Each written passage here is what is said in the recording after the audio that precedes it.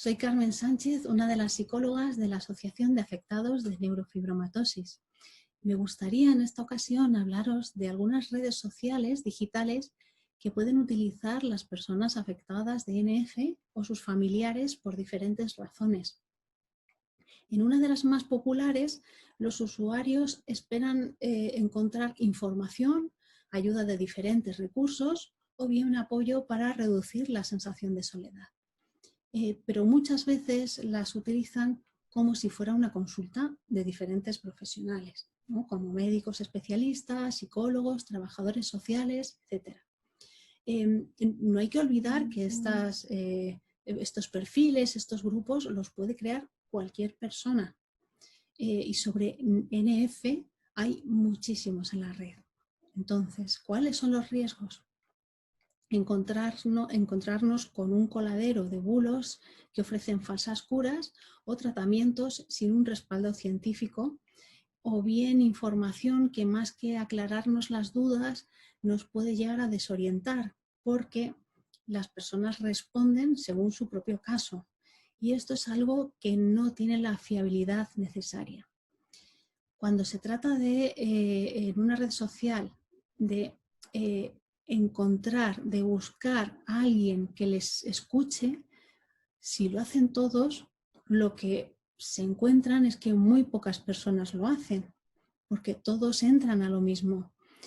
Si acaso puedes encontrarte a personas que responden solamente contando lo que les pasa a ellos. Con lo cual esto se queda a medias, ¿no? La intención, lo que buscas, y puede generar cierta sensación de frustración. Hay que ir con muchísimo cuidado porque la expectativa y la realidad muchas veces no coinciden. Nuestro consejo es que miráis bien quién hay detrás de ese grupo, si es una entidad fiable o no.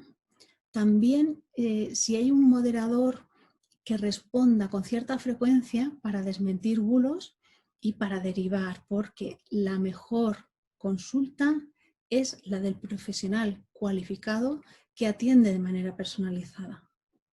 En cuanto a la búsqueda de apoyo, quedaos siempre con las personas que saben escuchar y que se quitan sus zapatos para ponerse en los vuestros.